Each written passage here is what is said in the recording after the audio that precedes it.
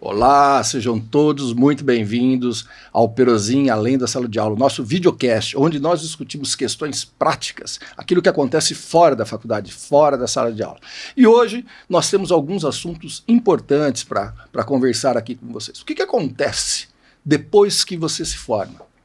Até onde, em qual momento, só tirar notas na prova é importante? Quando você precisa planejar a sua carreira. É necessário planejar durante a faculdade ou é melhor fazer depois? Esse e outros assuntos nós vamos discutir aqui ao longo deste episódio. E hoje nós temos aqui a participação de 3 docentes da Unimetrocamp, o coordenador do curso e 2 professores, 2 jovens professores, que eu tenho aqui o prazer de dividir esses microfones. Eu vou permitir com que cada um deles se apresente. Olá, eu sou o Gustavo Cotomassi, sou, além de coordenador do curso do Centro Universitário Unimetrocamp, também sou docente da casa, tenho mestrado em educação, tenho mestrado em direito, formação em comunicação social e também formação em direito. Estou aqui para ajudar vocês aí a saberem o que fazer no 6º ano da faculdade. Ô Gustavo, então realmente você, além de professor, está além da sala de aula, você é o coordenador. Sim, né? além e muito além da sala de aula. Muito bom, professor Tiago, seja muito bem-vindo ao nosso videocast. Obrigado, bem-vindo, olá a todos, eu sou Tiago Maciel, sou advogado, também professor de Direito da Unimetrocamp, sou mestre, estou fazendo doutorado em Direito, e também trabalho atualmente na Administração Pública Municipal, onde eu estou como coordenador na Secretaria de Justiça. E muito obrigado pelo convite, é um prazer aí participar desse projeto que já é um sucesso. Imagina, nós é que agradecemos aqui a presença de você. Professor Pedro, o microfone é seu. Obrigado pela oportunidade. Também sou recente, eu acho que sou o professor mais recente na Unimetrocamp. Estou fazendo mestrado, tenho 2 especializações, também sou advogado e com certeza eu aposto aí nesse seu projeto, uma iniciativa realmente que faz uma diferença muito grande. Eu acho que os temas hoje vão ser bastante complexos, as respostas serão muito complexas, né? É um tema de difícil... Sim. A pergunta dos alunos e a produção foi cruel hoje. Não, castigaram. Eles mandaram aquilo que eles mandaram. Mas Pedro, eu tenho um grande prazer de dividir os microfones com você. Foi nosso aluno na verdade. Faculdade. Mestre, meu professor, né? Foi meu professor. Uma honra estar aqui sentado, como agora também professor. Hoje dividindo não mais somente os corredores, a sala de aula, mas a sala de aula dos professores, né? A minha entrada até um pouco, adentrando um pouquinho mais no assunto, a minha entrada foi decorrente do meu mestrado, eu precisei fazer um estágio e através de um outro professor também que era da casa, me apresentou o professor e coordenador Gustavo, que me deu essa permissão e no final do semestre passado estreitou um pouquinho mais de laços e acabou dando certo. Essa é a minha nova empreitada. Muito bom. O professor Pedro foi aluno da professora Nívia, que também participará dos nossos episódios aqui. Depois nós vamos discutir se ela é brava ou não, mas isso mais para frente do episódio. Gente, é muito interessante a presença de vocês aqui, porque o tema é extremamente importante, né, na carreira. Isso nós vamos discutir. Mas antes de nós... começarmos o nosso bate-papo aqui, eu queria fazer um agradecimento especial, se vocês estão olhando as canecas aí, porque veja, nós mal começamos o projeto e já temos apoiadores, né? O pessoal da Aparas Batista, além de fazer a caneca, eles trouxeram um brinde para vocês. Então eu vou convidar o Juliano, que é nosso aluno lá da Metrocamp, né, para que venha e entregue os brindes lá da Aparas Batista. Aparas Batista que pertence à família do Juliano, irmão dele Bruno e Júnior, então eles estão aí, as câmeras são suas agora.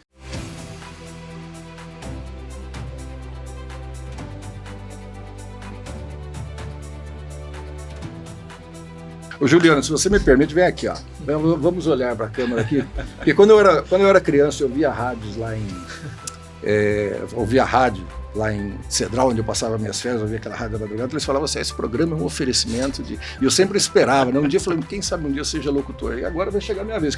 Esse videocast é um oferecimento de Aparas Batista, empresa do Bruno, do Juliano e do Júnior. Grande abraço para vocês aí, pessoal da Aparas Batista. Esse foi o meu momento, viu, Juliano? Que você nos propiciou aí.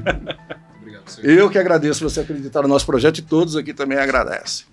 Legal, gente. Olha, então receberam aí os mimos da Paras Batista, as canecas. Depois vocês vão receber uma caneca dessa para levar também. Leve na sala de aula lá para divulgar o nosso projeto. Mas eu quero saber o seguinte de vocês. Gustavo, começar com você, que é o nosso coordenador lá do curso, também sou professor da Unimetrocamp. Conta um pouco para nós aqui, para a lente da verdade ali, como é que foi? Você vem da área de comunicação, antes de fazer direito você fez comunicação, então por que você resolveu, né, fazer essa transição de disciplina, vir lá da área de comunicação para o direito, e o que te levou a ser coordenador do curso, que é bem além da sala de aula? Foi algo meio, assim, natural, eu não me planejei em sair de uma área e ir para outra, tá? Mas eu trabalhava, né, em universidades, sei lá, mais de 20 anos, né, os meus cabelos brancos vão denunciar a minha idade, mas lá no final dos anos 90 eu já trabalhava em faculdade, universidade, e com um contato muito próximo dos alunos, né, até mais do que o próprio docente em sala de aula. Porque o professor ele tem lá seus 50 alunos, 60, algo assim, e eu trabalhava com comunicação nos estúdios, então esse ambiente aqui para mim não é assim alienígena, é algo que eu né, já tive muito contato, e os alunos vinham e a gente gravava, enfim, o spot, o jingle e tudo mais, então eu tinha um contato muito próximo com os alunos.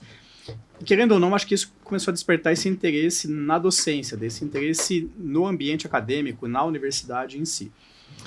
E o tempo vai passando, enfim, eu fiz publicidade, fui para o mercado, trabalhei em agência de publicidade, trabalhei em produtora de áudio e tudo mais, mas não sei, alguma coisa ali não estava encaixando, não estava me achando dentro da profissão, até que surgiu a oportunidade na faculdade, onde eu tinha me formado, onde eu trabalhei, surgiu a oportunidade de fazer o curso de Direito, né? Então, na época eu namorava, e hoje a minha esposa, ela é formada em Direito, estava se formando, e eu falei, por que não? Vou tentar, né? E comecei ali, enfim, curtia a área, ainda trabalhava com comunicação durante o dia, fazia faculdade à noite, até que chegou um momento que eu dei meio um basta, mas eu quis a sala de aula, né? E conversei com a minha professora, que até então minha orientadora de TCC, e falei se eu não podia ser um voluntário dela em sala de aula. E a partir dali, isso foi em 2009, mais ou menos, eu comecei em sala de aula como voluntário, como docente. Eu tinha um bom relacionamento com a coordenação também, isso foi caminhando, aí a coordenadora falou, preciso que você faça uma pós-graduação, uma especialização é o suficiente, né, para pelo menos te colocar, porque eu não posso colocar um professor somente com a graduação, preciso de uma pós, seja ela qual é, né, se é especialização, se é mestrado ou doutorado, mas eu preciso disso. E assim que eu concluí a minha especialização, surgiu a vaga, ela me contratou nessa outra instituição. Então, em 2014, eu comecei a docência. Então, foi de 2014 na docência no curso de Direito, no começo pegando várias disciplinas jurídicas em cursos não jurídicos, enfim, aquilo foi tomando proporções, disciplinas EAD, tanto ao vivo como as disciplinas gravadas, e isso foi chegando, foi vindo, e eu fui aceitando, eu fui topando, e um bom relacionamento que eu tinha com o pessoal lá me ajudou a receber um convite, né, um convite durante a pandemia, foi em 2020, lá para maio de 2020, bem no auge da pandemia, eu recebo um telefonema me perguntando, a gente não vai continuar mais com a coordenadora do curso, e aí, você aceita, né, a coordenação? Eu falei, mas eu não tenho experiência, falou isso pra gente, nesse momento não. É que o relacionamento que você tem com o corpo docente, com todas as pessoas da faculdade, com os alunos, é o que mais importa para nós nesse momento.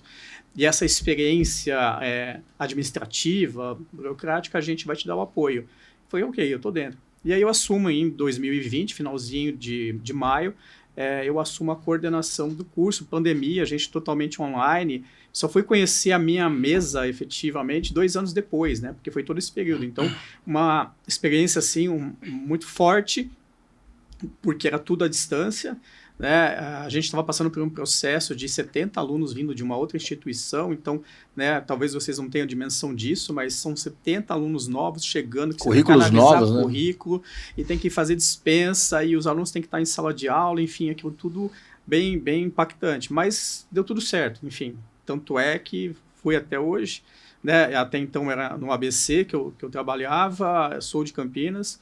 Ao final de 2023, né, decidiram que não iam continuar comigo, enfim, e aí eu voltei para Campinas, e nesse meio tempo abre a vaga de coordenador no Metrocamp, e aí eu Tô lá. E você Então, nos coordena hoje. Né? Hoje eu coordeno você. Essa equipe aqui, o nosso técnico aqui, o nosso Carleto, está aqui, o nosso técnico está aqui.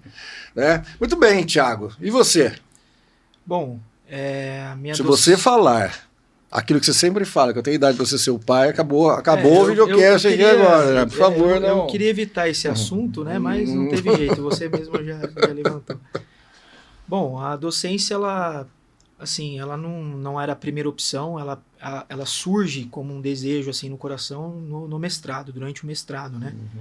Durante a graduação eu dividi a atenção ali entre o direito e outros assuntos que eu gostava, então não me ligava muito nessa questão da docência. Termino a faculdade em 2019, começo a advogar em 2020, e aí de 2020 até 2022 fiz algumas especializações ali nas áreas que eu já advogava, então a questão, né, da matéria. A gente acha que vamos trabalhar com aquilo que a gente gosta na faculdade, mas parece que não é você que escolhe a área, é a área que te escolhe. Então eu começo advogando na área trabalhista, começo a fazer uma pós-graduação em Direito do Trabalho, processo do trabalho ali, processo civil também, que eu achava que ia me ajudar, e de certa forma ajudou, né? E aí em 2022 eu decido apresentar um projeto para iniciar o mestrado, apresento na PUC Campinas e sou reprovado. Fico extremamente magoado, depressivo, chorando, porque eu saí da PUC, né? Se eu não consigo voltar para desenvolver um projeto de pesquisa no mestrado, eu pensei, talvez eu não sou tão bom assim. Mas aí não desisti, apresentei o mesmo projeto de pesquisa na PUC São Paulo, e aí fui abraçado pelo professor Ricardo Saeg como meu orientador, começo a fazer o mestrado e assim, eu digo que tem duas pessoas, tanto na área profissional quanto na área acadêmica, que foram divisores de águas, assim. Um deles é o professor Gustavo Cotomassi, né? Já vou chegar nele. E antes, o professor Ricardo Saeg, que me abraça, então, como orientador no mestrado da PUC São Paulo. Começo ali o meu mestrado em Direito, com ênfase em Direitos Humanos. E aí ele me coloca para dar aula nas turmas dele como professor assistente, me convida para participar de alguns eventos acadêmicos. Então eu tive a oportunidade de apresentar pesquisas de artigos na Argentina, fui para a Universidade de Sorbonne apresentar trabalho também, deu certo. Já fui 3 vezes para lá, esse ano, 4º ano consecutivo que a gente desenvolve essa pesquisa lá em Direito Digital. E aí surgiu esse desejo da docência, porque no mestrado você vai aprendendo, né, a dar aulas. Tem muitos seminários para apresentar, muita pesquisa, então você vai criando casca já no mestrado. E tem uma fala do professor Wagner Balera, que foi professor do Gustavo também, que ele diz que o mestrado serve para aprender, para ensinar o aluno a dar aula, a transformar o estudante, o profissional do direito, em um docente.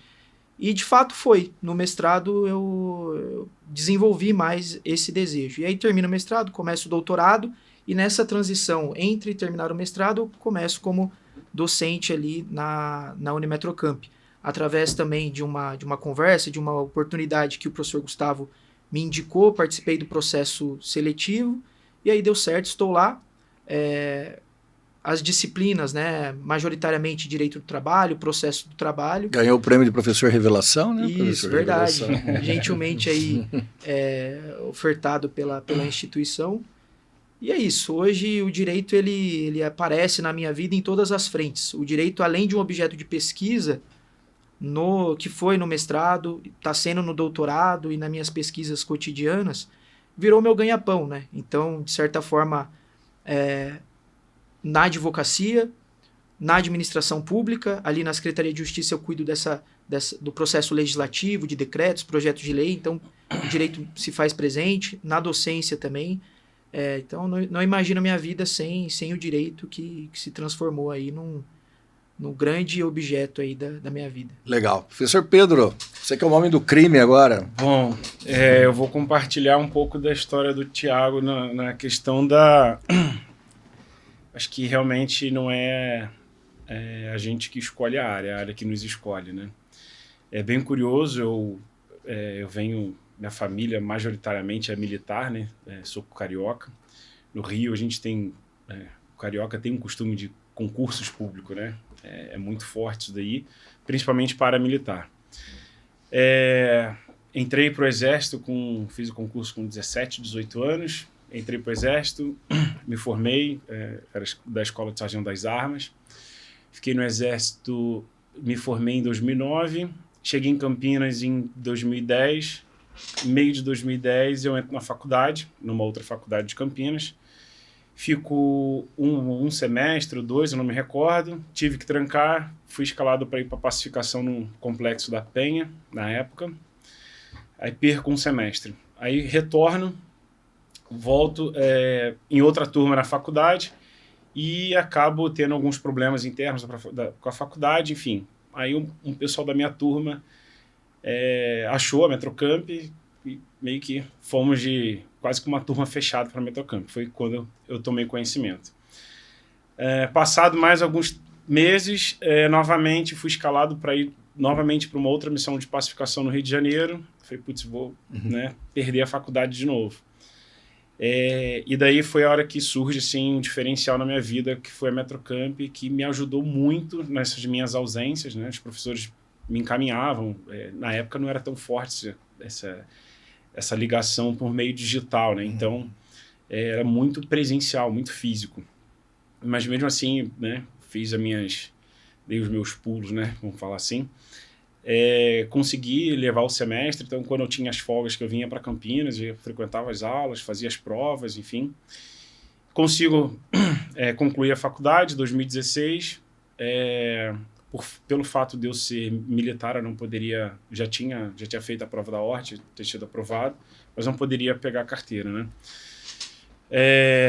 E daí eu começo a desenvolver um senso muito crítico, né? Eu acho que talvez para quem trabalha no setor público tem um pouco de dificuldade nessa situação quando você faz o direito. O direito, se você tiver bons professores, óbvio, né? Ele te estimula a ter um senso muito crítico. Então eu comecei a ser uma pessoa muito reflexiva e crítica, não dos outros, mas de mim mesmo, né? E daí eu decidi que eu precisava, né, seguir novos rumos. Procuro uma especialização em tributário, eu sempre gostei muito de tributário, e decidi estudar para a Receita Federal. Aí fiquei, vamos pensar assim, afiado ali, mas a contabilidade me deu uma travada, nunca tinha tido contato com contabilidade, muito conceito diferente. Na especialização em tributário, na parte de crimes, eu me desenvolvi bastante, gostei, tanto que o meu TCC foi nessa parte. Saio dali, aceito uma proposta para trabalhar num escritório de advocacia, na área tributária, faço contencioso, até que um dia um cliente apareceu com um problema né, de crime econômico e eu pedi para que eu participasse da defesa dele, né, ainda que eu não fosse criminalista, nada. Gostei muito, desenvolvi bastante, criei o gosto, procurei uma especialização em penal e processo penal. No primeiro módulo da especialização veio a pandemia e daí as aulas passaram a ser, né, como se fosse híbrida, né, que fala, se não me recordo. Passa-se o curso inteiro praticamente, até que se eu não me engano, foi o último professor, que hoje é um grande amigo, até agradeço aí, que é um divisor da minha vida, que é o professor César Janotti. Ele deu um módulo para a gente de corrupção, que é um módulo assim, muito legal, não é só propriamente dos crimes, mas fala até de princípios humanos, enfim, bem interessante. Mas eu não conhecia. Formei tudo, e daí, quando voltaram as aulas presenciais, ele dá aula numa instituição perto do meu escritório, ele é de São Paulo, e o hotel que ele ficava, meu escritório ficava entre a faculdade e o hotel dele. Até que eu falei, passa aqui no escritório pra gente conhecer e tal. Estreitando os laços, ele também é carioca, também teve uma passagem pelo Exército, e isso vai se alimentando. Ele tem uma história muito legal na advocacia, vai se alimentando, até que ele dá uma sugestão, poxa, vamos tentar criar um grupo de estudo e tal. Eu falei, bacana, vamos. E ele me oferece, um dia ele falou assim, olha, conheço alguns professores também na PUC, São Paulo, e que talvez possa abrir uma porta para você no mestrado. Então, assim, é uma coisa que era um pouco... Era uma meta de vida, mas no momento que foi ofertado, não estava no radar ainda. Então, eu aceito o convite, ele me apresenta o professor Oswaldo Dueck, né? A gente vai até ele, almoça com ele, e sim, é uma pessoa fenomenal, e na área penal, né? Mas no direito, no mestrado na área penal. Passado algum tempo, cria-se uma oportunidade para que a esposa dele, a professora Carolina, que atua na área de direitos humanos, pudesse nos abraçar, que era eu e mais um outro colega, nos abraçar, nos acolher no mestrado, e assim, nunca tinha tido, acho que até uma deficiência da minha formação, não pela Metrocamp, mas acho que é normal isso, pelo que eu tenho visto, hoje como professor e, né, mestrando em direitos humanos, esse contato com a matéria de direitos humanos, né? No começo fiquei meio perdido, mas hoje, assim, não trocaria minha linha de pesquisa por nada. Acho uma área muito abrangente, muito que dá para se explorar, muito precária ainda, por incrível que pareça, acredito, apesar de terem excelentes mentes. E entro nesse mundo, passo todo o meu cronograma, até que falta a parte do estágio docente. Eu já ia 2 vezes a São Paulo por semana para cumprir as aulas, e falei, puxa, não dá para ir uma terceira, e procuro um outro professor, um antigo professor, professor Júnior, eu acreditava que ele ainda estava fazendo parte do corpo docente, ele falava que não, mas conhecia o coordenador do curso, que era o professor Gustavo. Entre em contato com o professor Gustavo, ele me abre essa oportunidade de fazer o estágio docente na Metrocamp, né, viro assistente de um outro professor, o professor Sérgio. Concluo com sucesso, graças a Deus, e no final do ano volto a fazer um contato com o professor Gustavo, agradecendo, né, falando que deu tudo certo, e ele meio que me dá essa oportunidade, abre essa porta aí para mim, passo pelo processo seletivo, graças a Deus deu certo, e hoje como professor, assim, é uma experiência muito... acho que é indescritível, não tem já nós vamos falar disso, já nós vamos falar da experiência de cada um de vocês como professor. Então, eu acho que essa é a minha trajetória.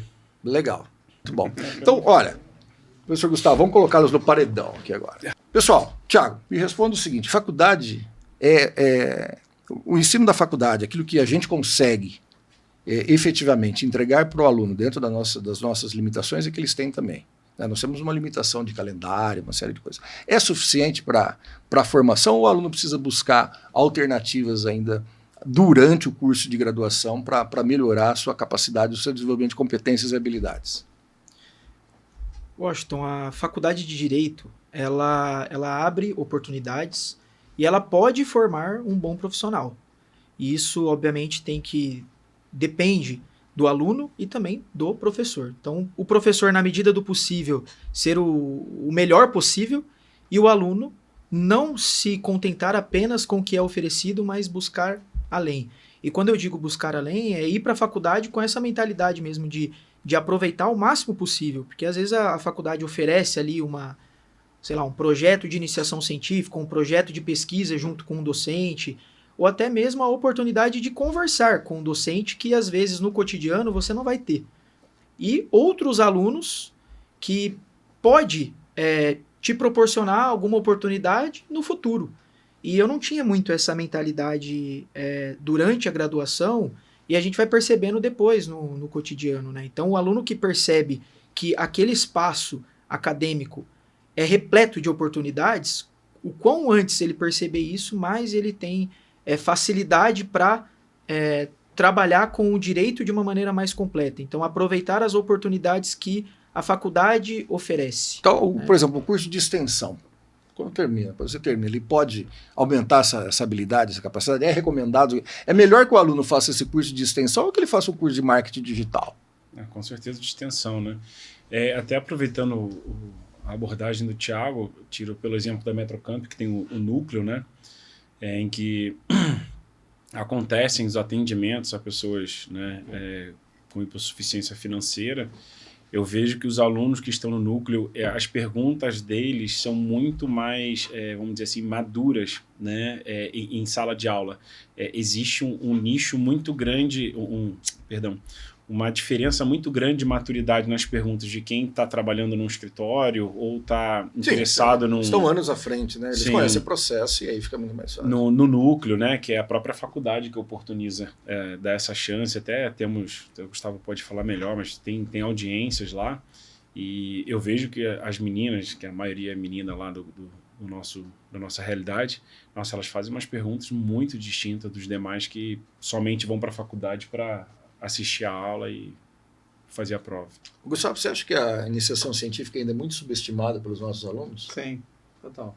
Vocês concordam com isso? Eles vão fazer a iniciação científica ou porque o professor pediu e eles não sabem falar não, ou porque tem ali uma expectativa de ganhar uma bolsa, né? Eles não sabem qual é a profundidade daquilo. Alguns entendem, outros não, mas a maioria não. Né? Eles não percebem e a importância disso, indo ao encontro do que o Thiago disse, dentro da faculdade, que isso vai ter frutos quando ele se formar. Olha, só para você ver, o aluno que terminou esse semestre comigo a iniciação científica, o trabalho dele está pronto para o TCC, está pronto para... Se ele tivesse que apresentar numa banca, está tudo certo. Ele nem precisaria se desgastar ao final do semestre para chegar no Eu acho que é uma falta de estímulo também. Pelo menos na minha época de graduação, eu via que era uma falta de estímulo de alguns professores, eu acho que é a correria. E esse TCC ser somente no final, né, propriamente pelo nome, acumula tanta coisa no aluno que está terminando direito, que daí vai escolher a área, aí entra aquele mix de coisa, a área, a OAB, às vezes casa com um ano de ENAD, aí o TCC fica né, só para a gente cumprir ali o básico para conseguir concluir o curso. Mas eu acho que se tivesse uma iniciação como uma matéria que se estendesse por alguns semestres, eu acho que realmente facilitaria muito. O Thiago trabalhou com qual foi a disciplina nesse semestre? Metodologia que você... O que você sentiu dos alunos ali de metodologia? A princípio, pouquíssimas pessoas interessadas em entender para que serve uma pesquisa, e os mais interessados mais no sentido de aprender a fazer um TCC, porque vai precisar desse conhecimento. E aí foi até interessante esse semestre que eu falei, olha, eu vou preparar o material para vocês de tal forma que daqui a 2 anos, 1 ano que seja, vocês vão revisitar esse material para aprender. Mas quanto antes vocês puderem assimilar o conteúdo para absorver isso, melhor. Porque se vocês conseguirem desenvolver uma pesquisa e de repente fazer uma publicação durante a faculdade, amanhã, por mais que você não queira seguir na carreira docente ou na carreira de pesquisa, que você seja um empreendedor, que você seja um empresário, mas que tenha algo na internet que foi você que escreveu. Foi uma ideia sua que você publicou. Isso vai te trazer mais credibilidade para o seu nome, ainda que você não tenha a ver com isso. E eu sempre dizia para os alunos, né? Ainda que você ache que você não tenha a veia para escritor, para pesquisador, para um cientista do direito, ou tinha alunos de outros cursos também, né? Mas é interessante que você se saia da zona de conforto, se coloque tenha a atitude de escrever algo, ainda que não seja, falando ainda em que seja desconhecido. Falando em atitude, como a produção, os alunos sabiam que vocês seriam os convidados desse episódio, eles mandaram uma pergunta aqui interessante para a produção. Eles dizem o seguinte: qual foi a tomada, para vocês dois, qual foi a grande decisão que mudou a carreira de vocês? Eles querem saber, o professor Thiago, que decisão que fez, que realmente ele mudou a carreira? Porque eu quero, talvez, me espelhar nisso. Mesma coisa para o Pedro. Eles estão perguntaram aqui qual foi a grande tomada de decisão que mudou a sua carreira. Não aquela se eu vou à faculdade hoje ou não, se hoje é sexta-feira, se eu vou... Não. Qual foi a grande tomada? Se vocês conseguem identificar isso. Essa é uma pergunta que eles fizeram. Quer começar? Eu acho que assim, a gente vai entrar na questão do network. Eu costumo dizer que eu tive boas oportunidades e nessas oportunidades eu estava preparado, mas não 100% preparado. A gente entra na questão ali, né? Mas eu não sei fazer networking. E aí você pensa se o networking é algo a você aprender a fazer. Por que eu estou dizendo isso, né? Porque eu acho que esse networking de você conhecer as pessoas e depois essas alianças te possibilitar outras situações, que foi o que aconteceu comigo, eu acho que não é algo forçado. Eu acho que você vai criando, você vai aprendendo a técnica, você vai demonstrando interesse e o fato de você ser interessado vai te conectando com outras pessoas igualmente interessadas, que vai te abrindo portas, vai te dando oportunidades e vai acontecendo. Então, eu acho que a sua pergunta foi, qual que foi... Não, a pergunta é minha, hein? Pergunta dos alunos. A pergunta dos alunos. Qual que foi a sua tomada de decisão? A tomada de decisão, eu diria a palavra interesse. Quando eu passei a ser interessado pelas coisas que eu estava proposto a fazer, eu vi as portas se abrir.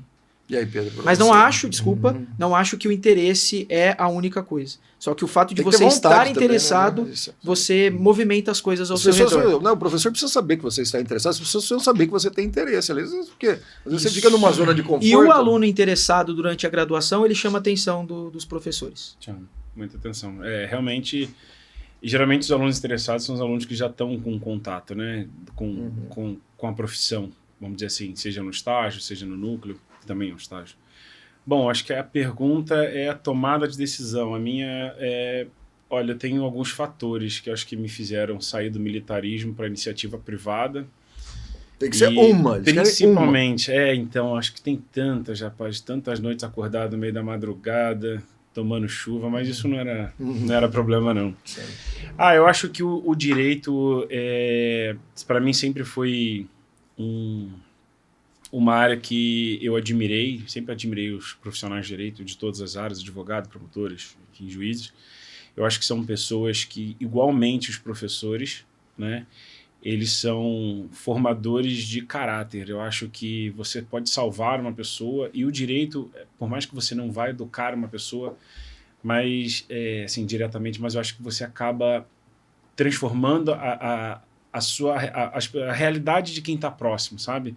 Até por uma questão de moral, né? Poxa, eu sou um advogado, sou um operador de direito, vou ficar fazendo uma coisa errada, não é porque ninguém está vendo, ninguém está fiscalizando. Acho que moralmente isso te engrandece e as pessoas que estão ao teu redor observam isso. E acho que por um reflexo você acaba educando elas e acho que o operador do direito, independente da área, ele pode salvar uma vida, né? Existem N injustiças, existe o sistema processual no geral, mas algumas coisas passam, né? A gente tem uma regra do jogo para tudo.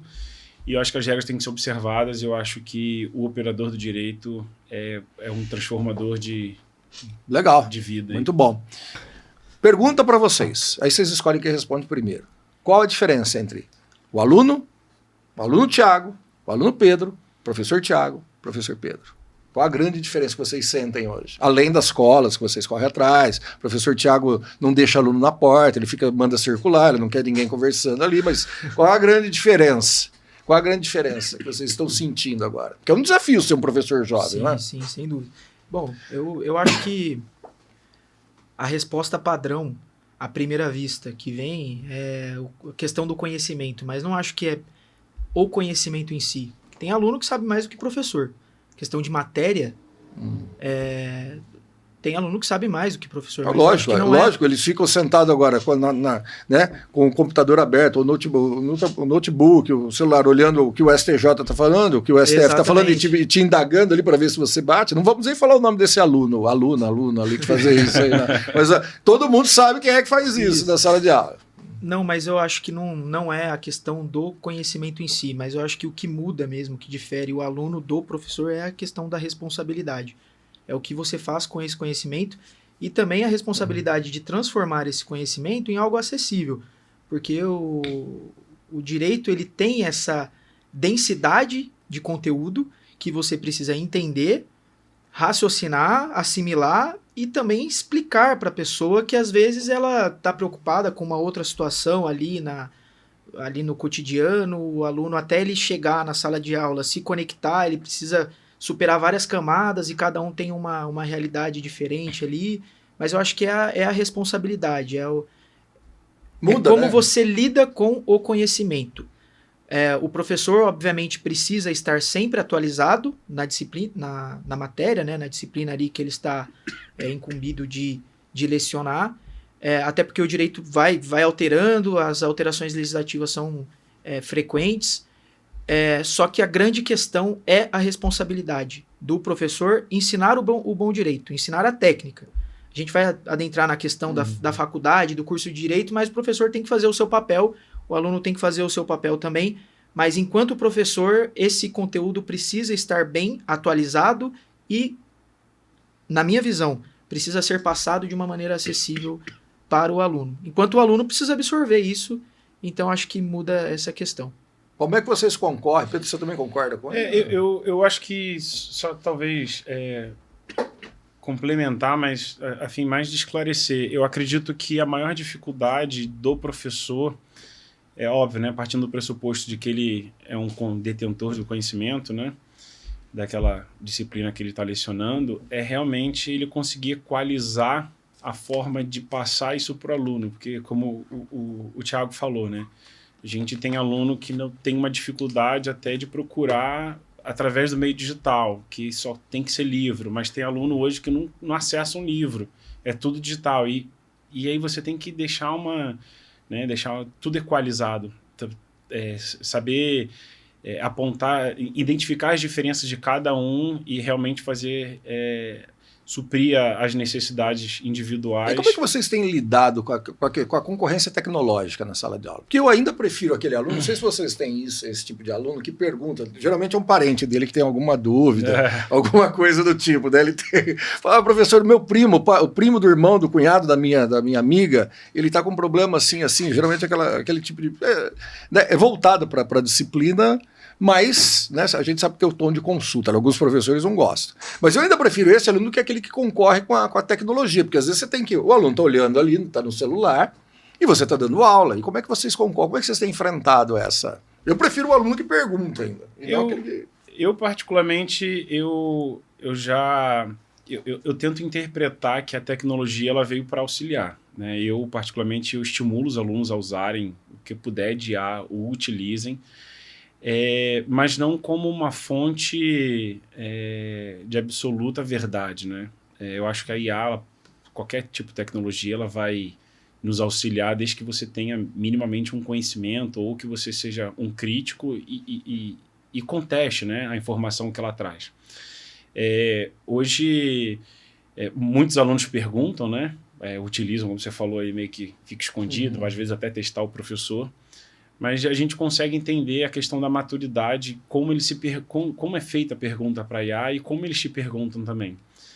Aproveitando essa deixa que você falou, né, Austin, do aluno, o parente, você imagina no criminal, né, que fica, fulano, que ciclano, não sei o quê, quem que é da sua família? É você? É você? Então... Muito específico, né? Muito específico. É um caso muito... Se é ele está respondendo em liberdade. Muitos detalhes. Mas é curioso, né? Porque nessas perguntas a gente consegue entender muito a peculiaridade do aluno, né? Numa das aulas eu até identifiquei 2 casos muito graves, né? Não vou citar aqui, mas de vítimas, né, de abusos sexuais na aula. E, assim, foram através de perguntas que exatamente, fulano, ciclano. Aí eu brinquei e acabou sendo, era a própria vítima, né? Mas eu acho que, eu particularmente, eu gosto muito do livro, né? Eu acho que o livro... Gustavo, como é que você tem lidado com essa questão de tecnologia em sala de aula? Eu tive um caso até, normalmente a gente fica um pouco receoso. Estava acontecendo uma movimentação no país, enfim, que a cada momento mudava, e como professor de constitucional, enfim, né, a minha vida não é tão simples assim, diante do que acontece. E naquele momento, não a IA, mas sim, os sites de notícia me ajudavam porque a cada minuto tinha uma atualização, e os alunos ali, não, mas porque agora mudou, agora está isso aqui, aí a gente conversava e de repente tinha, sei lá, 10 minutos de aula, um aluno alertava que tinha outra situação. Então eu sou muito, né, do que o Pedro falou. Eu acho que é mais um instrumento e a gente não tem como fugir, né? Isso não tem como. O que a gente tem que trazer é um aliado para a sala de aula, né? O que tem me preocupado, e aí eu quero colocar, se a produção deixar colocar o assunto em debate aqui, é o seguinte: eles têm utilizado a inteligência artificial como um argumento de autoridade. Então, assim, ela não está como uma referência para um ponto de partida de pesquisa, eles estão utilizando como verdade absoluta. Sim. E isso me preocupa. Porque, veja, o aluno, o recém-formado, que acabou de ingressar nos quadros da OAB, veja, ele não tem uma história ainda. E eu tenho visto essa movimentação nas redes sociais, e aí eu quero que vocês vejam, que você tem lá os coachings, o pessoal que faz a mentoria, etc., mas apresentando a IA como uma solução. Olha, capte 500 clientes por semana, por mês, cara, enfim. É impossível para um recém-formado fazer isso. Ele não tem essa expertise, essa habilidade técnica de lidar com 500 clientes. Né? Então, eu tenho esta preocupação, porque veja, num primeiro momento, eu sempre ouço assim, e aí coloco para vocês a discussão. Professor, assim que eu pegar a minha carteira, assim que eu passar na OAB, a minha vida está resolvida. Eu ouço isso direto. Como se pegar a carteira, mas por que está resolvido? Não, porque, olha, eu já contratei uma IA, assim, então já estou pronto para o meu escritório. Vocês acham mesmo que...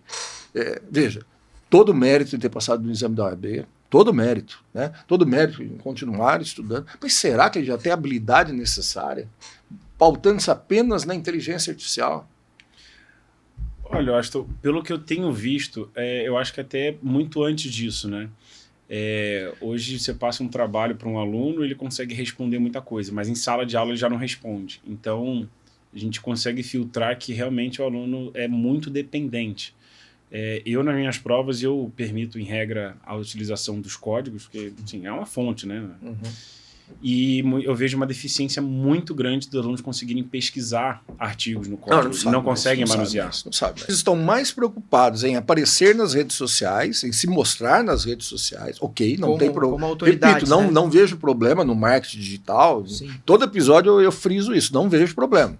Sim. A gente tem que trabalhar com essa ferramenta, não tem problema. Mas o que eu tenho notado é que estes recém-formados, eles estão mais preocupados em colocar a imagem do que escrever a sua história. Exato. De construir uma história. Então ele apresenta uma imagem que não está lastreada por um histórico, que não sustenta, que não vai se sustentar ao longo do tempo. Porque veja, na rede social, o que você atrai? Conversando com a professora Nívia, ela disse o seguinte, vai ao gosto do cliente. Então ele vai querer aquele professor. Será mesmo que um determinado tipo de cliente quer o advogado do TikTok? Será que basta o TikTok? Tem cliente que não quer. Esses dias eu vi um vídeo de uma dessas figuras aí da internet dizendo, você não vai enriquecer fazendo embargos de declaração, sentado na cadeira do escritório e beleza. Pensando na questão de escalar na advocacia, você precisa dominar, essa é uma palavra de ordem, escalar, né? É a palavra do momento, né? Mas, de fato, Teses escaláveis. Você precisa desenvolver, sim, os conhecimentos de gestão, do empreendedorismo, né? No direito. Mas se você não saber fazer um embargo de declaração... Mas imagina, você não sabe fazer processo civil... Como que você vai se colocar no mercado jurídico? Exatamente. Então é aquilo, né? Respeitar o momento, entender o momento que cada aluno está e cada jurista está, cada bacharel em direito está, para ir de degrau em degrau. Então, primeiro aprenda a fazer um bom recurso, primeiro aprenda a fazer uma boa petição, primeiro aprenda a entender, a consultar a jurisprudência, a saber conversar como um jurista, então, né? Aí é que vem.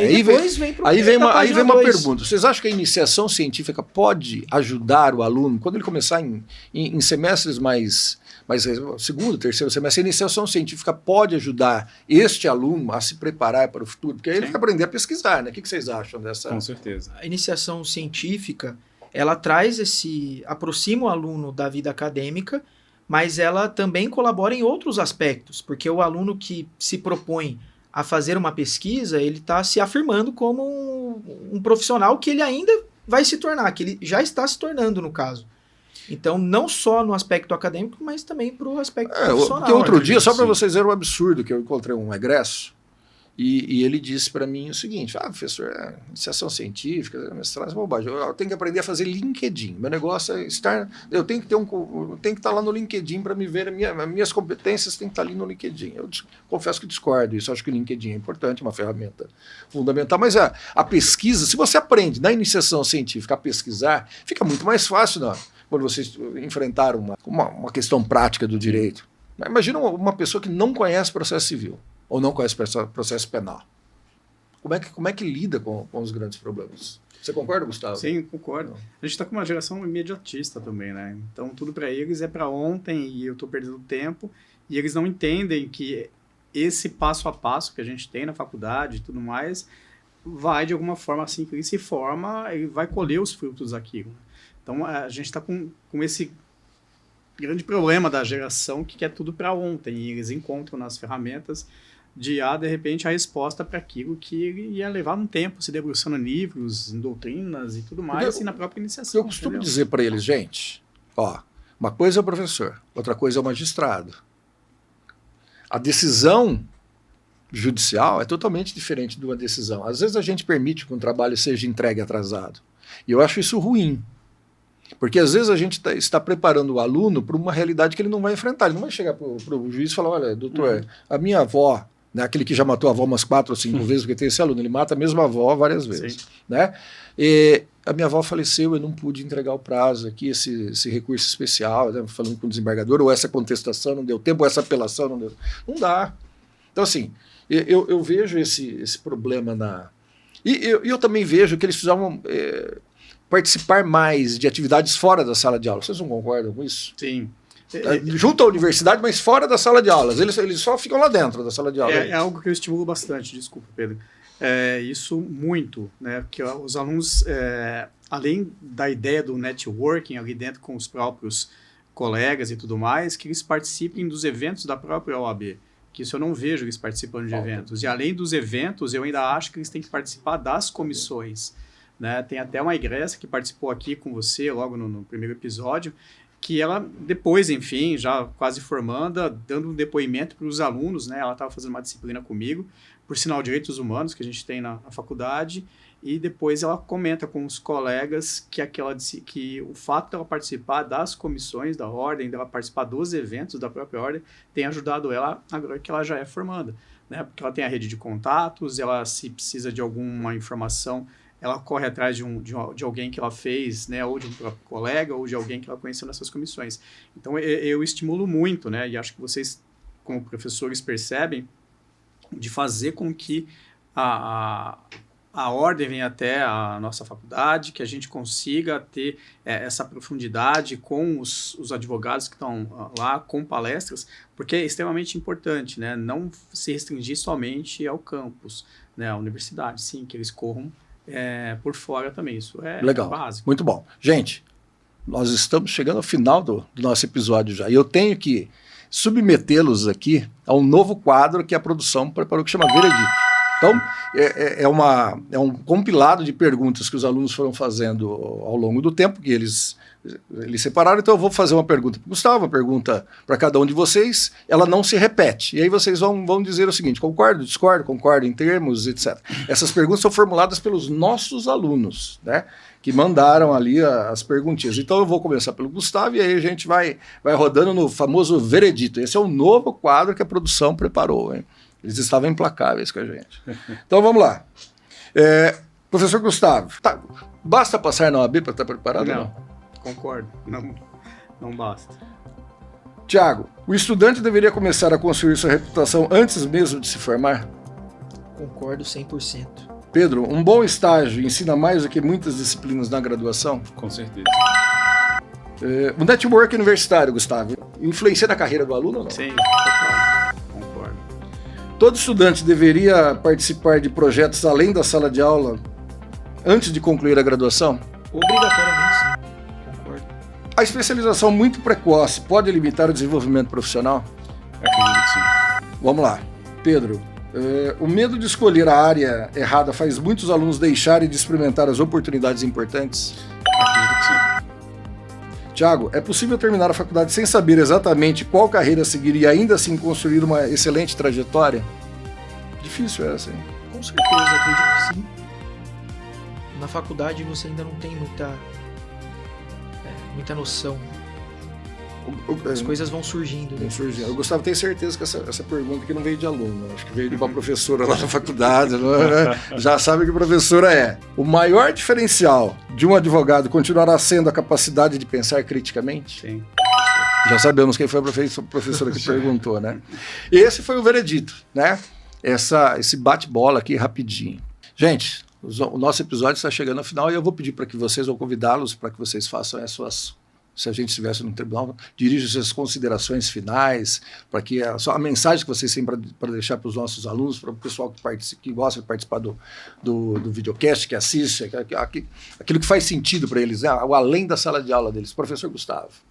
Bom, primeiro, agradecer aqui o convite, e eu fiquei, enquanto coordenador, muito feliz de ter um professor preocupado com o pós-aula, ou seja, o além da sala de aula. Eu acho que isso falta mesmo na academia, mas aí a culpa não é, enfim, isso é da matriz, isso é do sistema, mas me conforta muito, né? Então, para vocês que estão assistindo, nos escutem, o que a gente fala em sala de aula. Surgiram temas, pautas para nós. Exatamente, também, né? Pautas, e por que não participarem aqui Sim. também, para a gente entender, porque até então nós temos a nossa visão aqui de um lado e a gente, né, por mais que queira, não tem a visão de vocês. Então, é isso, né? Washington, acho que você está de parabéns aí pelo... Nós estamos, né? Porque todos que estão aqui estão preocupados com mas a ideia é sua, né? Então, né, deixa a modéstia de lado. Uma ideia, é um projeto. Né? Mas esse projeto, se não tiver ninguém para ajudar a construir, não dá. Um sonho que se sonha só é apenas um sonho que se sonha só. Mas um sonho que, né? Já diria isso o grande Herbert de Souza. Mas eu fico muito feliz, enfim, de ter um corpo docente bem qualificado. Os meninos aqui que estão começando e aí estão arrebentando.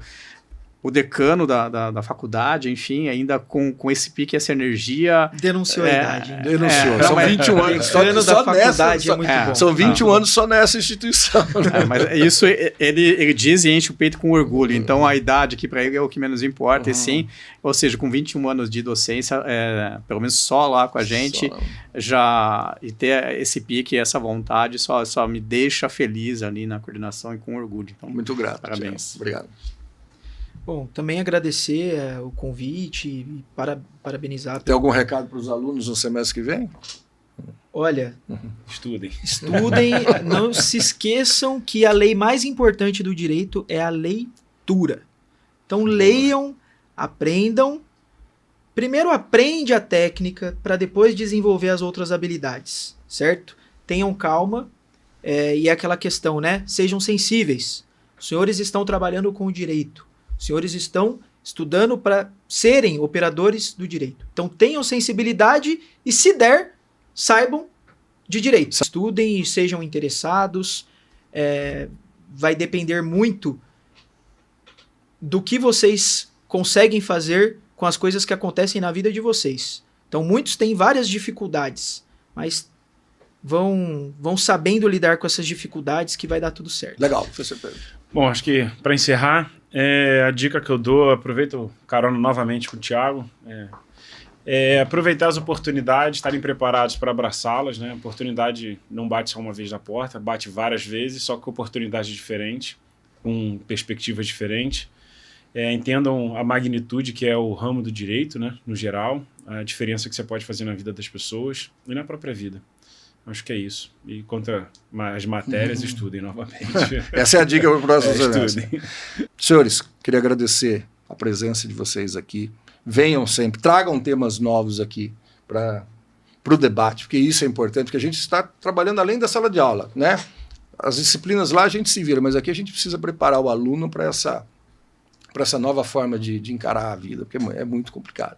Eu queria agradecer a presença não só de vocês, mas também aqui da Paras Batista, do Juliano, dos irmãos dele, do Bruno e do Júnior aqui, né, providenciaram, que são apoiadores do nosso canal, da Popbox, né, que também patrocinou aqui as sacolinhas dos mimos que vocês receberam. Eu agradeço aí a presença de vocês. E para o nosso público aí, né, nós teremos outros episódios discutindo novas questões de direito, polêmicas. Agora nós vamos partir para um novo bloco, né? Novos episódios com outro contexto, mas sempre além da sala de aula.